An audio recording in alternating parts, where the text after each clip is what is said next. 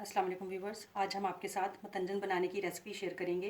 मतंजन बनाने के लिए हमें जिन अज्जा की ज़रूरत है उसके लिए हमें चाहिए मेवे। मेवे को हम अच्छी तरह धोकर इस्तेमाल करेंगे, इन तमाम चीज़ों को ही।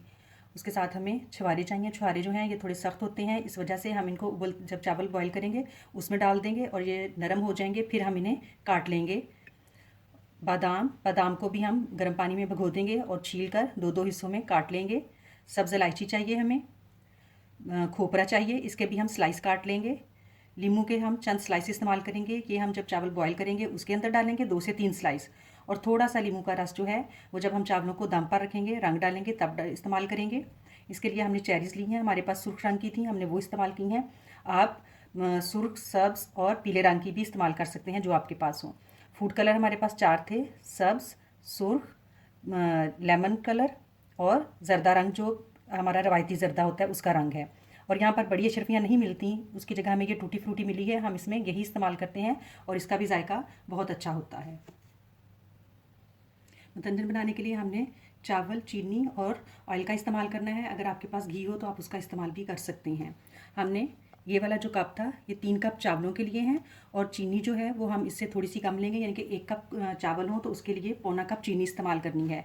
हमारे 3 कप चावलों के हैं तो हमने 2.25 कप चीनी के लिए हैं और यही 1 कप जो है वो हम कुकिंग ऑयल का इस्तेमाल करेंगे। चावलों को हम तकरीबन आधे घंटे के लिए भिगो देंगे। चावलों को हमने भिगो दिया है और बादाम जो है इन्हें हमने भिगोकर छीलकर 2 हिस्सों में काट लिया है। इसी तरह से हमने खोपरा जो है इसको भी स्लाइस में काट लिया है और मेवे जो हैं इन्हें भी हमने अच्छी तरह से धो लिया है।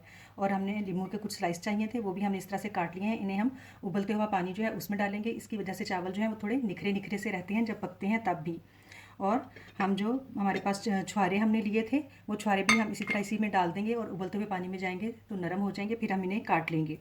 और इसके अलावा हमें 2 लौंग चाहिए थे, जो पहले मैं बताना भूल गई। ये 2 लौंग हैं, इन्हें भी हम चावलों में डालकर साथ ही उबालेंगे। इनका फ्लेवर जब मतंजन या ज़र्दा बनाए तो उसमें बहुत अच्छा आता है। अब हमने चावल उबालने के लिए खुला पानी ले लिया है। इसमें पानी जो है उसकी मिकदार थोड़ी ज़्यादा ही रखी जाती है। अगर पानी कम हो तो फिर चावलों की पिच जो उसका स्टार्च होता है वो अंदर रह जाता है, उसकी वजह से मतंजन जो है या ज़र्दा जो है वो अच्छा नहीं बनता, चावल जुड़े जुड़े रहते हैं। इस वजह से इसके लिए खुला पानी लेना है। इसमें हम ये लीमू के स्लाइस, धुले हुए छुहारे और जो 2 लौंग हैं वो डाल देंगे। और जैसे ही पानी को उबाला आए तो इसके अंदर चावल डाल देने हैं। और अगर आप चाहें तो जब पानी गर्म हो तो तभी इसमें चावल उबलने के लिए डाल दें। चावलों को हमने अच्छी तरह से धो लिया है। और दूसरी बात यह कि हमने सेला चावल जो है उनका इस्तेमाल नहीं किया। हम हमेशा बासमती चावल जो हैं उन्हीं का मतंजन और ज़र्दा बनाते हैं, क्योंकि ये थोड़ा ज़्यादा उससे मज़े का बनता है। जब चावलों को इसको पानी को उबाल आ जाए, चावल पकने लग जाए, तो उसके बाद तकरीबन इसमें जब 2 कनी हो, 1 से 2 कनी, तो चावलों को छान लेना है। क्योंकि जब हम चावलों को छानेंगे तब भी थोड़ी देर तक इनका कुकिंग प्रोसेस जो है वो चलता है। तो इस वजह से 2 कनी जब चावल रह जाएं पकने के लिए तो इन्हें छान लें। चावल जो हैं वो हमारे तकरीबन उबल चुके हैं। ये खड़े खड़े से चावल हैं, अगर हम देखें तो ये गले हुए नहीं हैं, इसी तरह के हमें चाहिए। इसमें से हम ये लीमू के स्लाइसेस जो हैं ये फेंक देंगे और जो छुहारे हैं इनके स्लाइस काट कर छाछ में डाल देंगे। चावल उबालने के बाद अब हम इसकी बाकी तैयारी शुरू करेंगे। इसके लिए पहले हम तकरीबन 1 कप ऑयल लेंगे।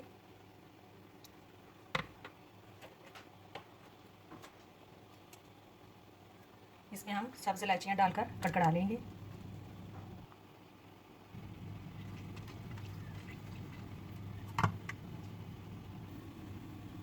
अब हम इसमें ये चीनी डाल लेंगे। 3 कप हमारे पास चावल थे और हमने 1 कप के हिसाब से पौना कप चीनी ली है और ये 2.25 कप चीनी है। अब हम इसके अंदर दूध डाल लेंगे। आप चाहें तो पानी भी डाल सकते हैं और चाहें तो दूध डाल लें। दूध डालने का ये फ़ायदा होता है कि इससे चावल जो है वो सख्त नहीं होता बल्कि गला हुआ और नरम होता है।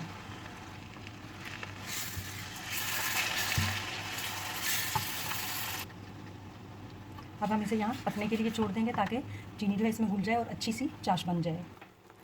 इसी स्टेज पर हम इसमें बादाम, खोपरा और मेवे डाल देंगे ताकि ये अच्छी तरह से इसमें फूल जाए। ये छुहारे जो है इनको भी हमने स्लाइस में काट के ये भी इसमें डाल देंगे। अब चाश हमारी तकरीबन जो है ऑलमोस्ट तैयार है। अब हम इसमें जो हमने चावल छान कर रखे हैं उनको डालेंगे। अब हमने ये चावल जो बॉईल किए हैं ये डाल देंगे। और इसे मिक्स करेंगे। जब हम इसे मिक्स करेंगे तो ऐसा महसूस होगा जैसे इसमें थोड़ा थोड़ा सा इन्होंने पानी छोड़ दिया है। वो चावल जो थे गर्म थे उनकी जो स्टीम है उसका पानी होता है, इस वजह से वो उस टाइम पे होगा, बाद में पकने के बाद आहिस्ता आहिस्ता ख़त्म हो जाएगा। अब हमने इन्हें अच्छी तरह अंदर मिक्स कर दिया। ये नीचे इस तरह से इसका पानी है, इसको तेज़ आंच पर ही पकाना है और आहिस्ता आहिस्ता ये पानी खुश्क हो जाएगा। जब इसका पानी खुश्क होगा तब हम इसके अंदर रंग जो है वो शामिल करेंगे। अगर इससे पहले इस स्टेज पर हमने रंग शामिल करके इसको दम पर रखा तो रंग जो है वो फैल जाएंगे। इस वजह से पानी खुश्क होने पर रंग डालने हैं और फिर इसको दम पर रखना है। अब इसका पानी जो है वो अच्छी तरह से खुश्क हो गया है। अब हम इसकी आँच हल्की करके इस पर रंग डालेंगे, इसको दम देंगे।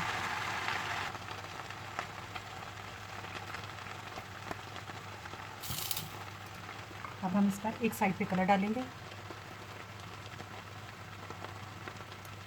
रेड प्योर जर्दा रंग, जो रवायती तौर पर हमारे यहाँ बनाया जाता है। थोड़े थोड़े से फासले पर हम इन्हें डालते जाएंगे। लेमन कलर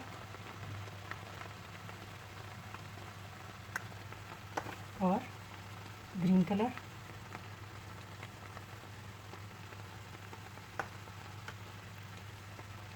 ये हमने खुश्क ही डाले हैं। इनके ऊपर हम थोड़ा सा नींबू का रस जो है वो निचोड़ देंगे। एक तो उससे चावल खिले खिले रहेंगे, दूसरा रंग जो है वो सही तरह से फैल जाएगा। अगर हम पानी में डालकर ये रंग डालते तो ये चावलों में ज़्यादा फैल जाता और खूबसूरत ना लगता। ये सब थोड़ा थोड़ा सा ही हमने नींबू डालना है। ये सब ट्रिक्स जो हैं ये हमें हमारी अम्मी जान ने सिखाई हैं, क्योंकि हमने ज़र्दा और मुतन्नन बनाना भी उन्हीं से सीखा है। अब हम ये थोड़ी सी टूटी फ्रूटी जो है ये इसमें शामिल करेंगे, ऊपर डाल देंगे। ये शर्फियों की जगह पर हम इस्तेमाल करते हैं क्योंकि यहाँ पर यही अवेलेबल है। और ये चेरीज़ हैं, ये चेरीज़ हम थोड़ी सी डाल देंगे।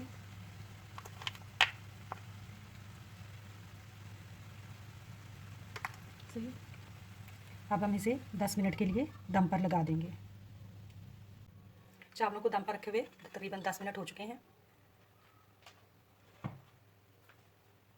अब हम चावलों को खोल लेंगे और जहाँ जहाँ पर इनका रंग है उसी जगह पर खोलेंगे। अभी हम इन्हें मिक्स नहीं करेंगे, क्योंकि अगर हमने इन्हें मिक्स किया तो सारे चावलों पर ही हल्का हल्का सा रंग आ जाएगा और जो वाइट चावल है अंदर सफ़ेद चावल वो इतने खुशनुमा नज़र नहीं आएंगे।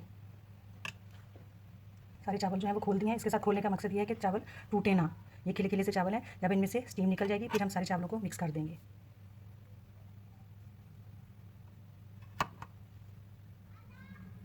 अब चावलों का दम खोले हुए तकरीबन 2 से 3 मिनट हो चुके हैं और काफ़ी हद तक स्टीम जो है वो निकल चुकी है। अब हम इन्हें हल्के हाथों के साथ मिक्स कर देंगे।